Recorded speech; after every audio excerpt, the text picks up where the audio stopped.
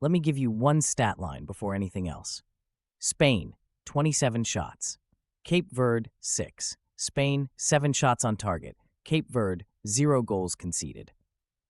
Final score, 0-0. A team making its first ever World Cup appearance just held the reigning European champions to a draw on June 15th, 2026, in Atlanta. And I want to spend the next several minutes building 3 different explanations for how that happened, and let you decide which one actually holds up. Let's name the theories first. Theory 1. Spain were simply off their game, a one-night dip that means nothing in the bigger picture. Call this the bad night theory. Theory 2. Cape Verde got fortunate, rode one heroic goalkeeping performance, and the result doesn't reflect the actual gap in quality between the two teams. Call this the lucky night theory. Theory 3, and this is the one I'm going to build for you today. Cape Verde ran a specific, disciplined defensive structure, the same low block approach that took Morocco to a World Cup semifinal in 2022, and Spain had no second plan when their first one didn't work. Call this the blueprint theory. Let's take theory 1 first, and let's be fair to it. World Cup winner Iker Casillas made exactly this case publicly.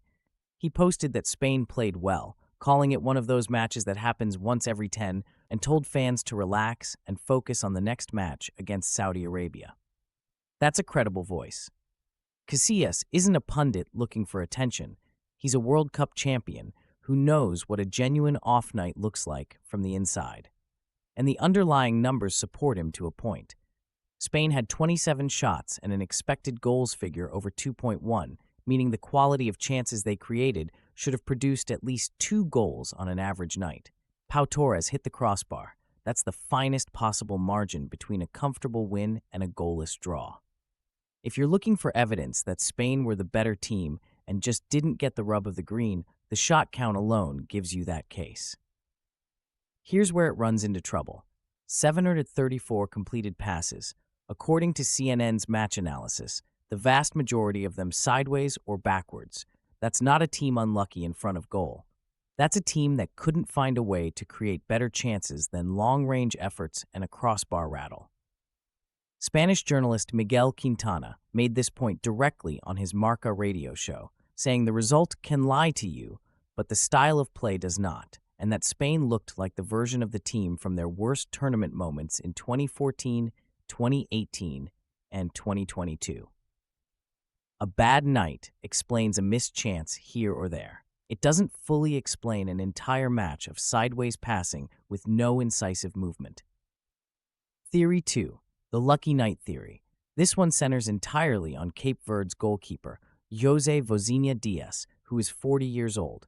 He made a string of saves in the first half alone, denying Oyarzabal, Laporte, and Torres in succession at the exact point in the match when Spain was pushing hardest for an early goal. If you swap in an average goalkeeper that night, the case goes, this is a comfortable Spain win, and nobody's talking about a blueprint at all. There's truth in this.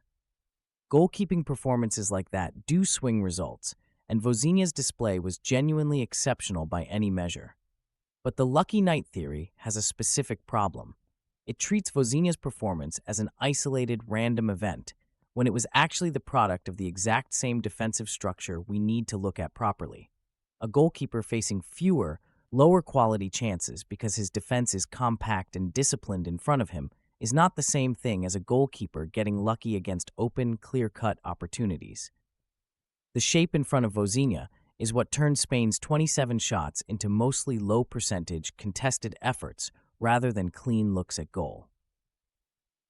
And if it really was just one lucky night built on one hot goalkeeper, you'd expect the wheels to come off the next time Cape Verde faced a major footballing nation.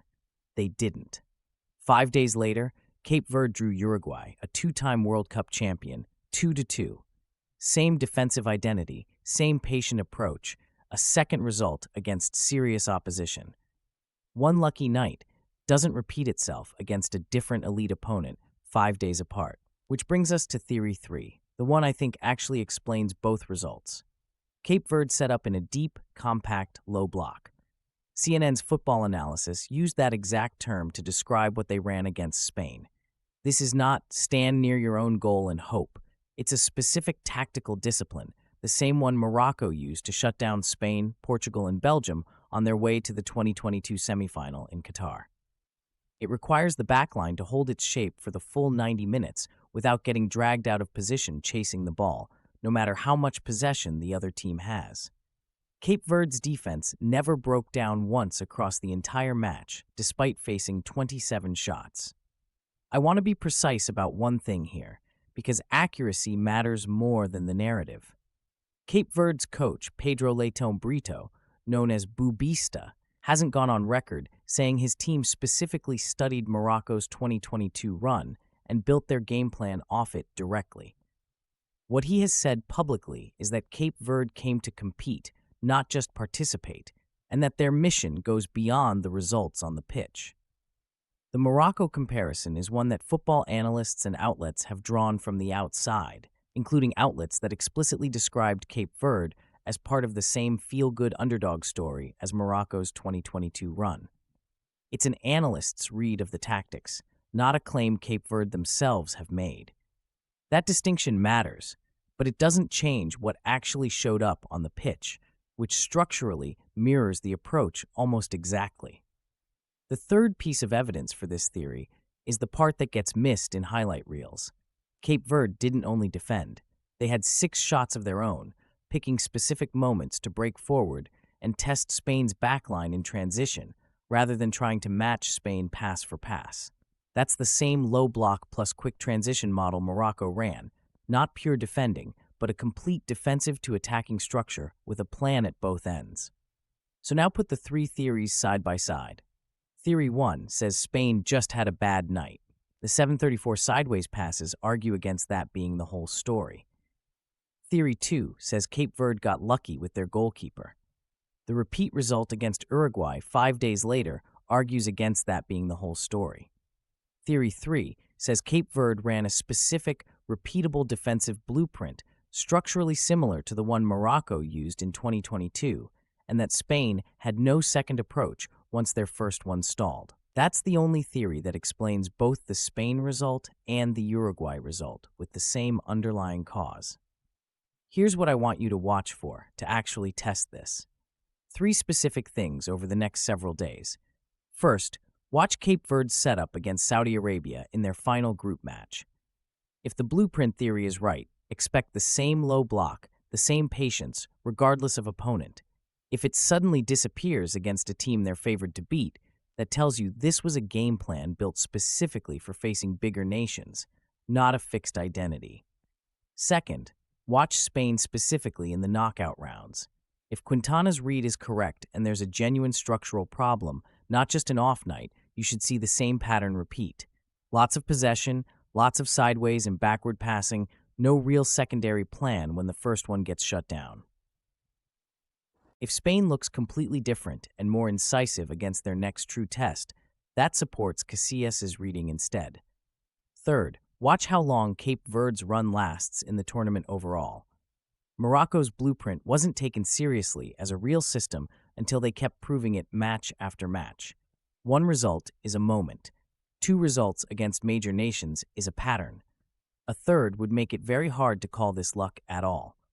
So here's your homework. Go back and watch Cape Verde's shape specifically in the moments right after they win the ball back. Count how many players are still behind the ball compared to how many push forward. Then, watch the same sequence from Morocco's 2022 run against Spain in the round of 16. Ask yourself, honestly, whether what you're looking at is the same defensive principle executed by a different country, or whether the comparison is just a convenient story being told about 2 unrelated results. What's your read? Is this Cape Verde running a genuine Morocco-style blueprint, or is this Spain having one bad tournament opener that gets corrected before the knockouts start? Tell me which theory you land on in the comments, and tell me whether you think Cape Verde can keep this up against Saudi Arabia.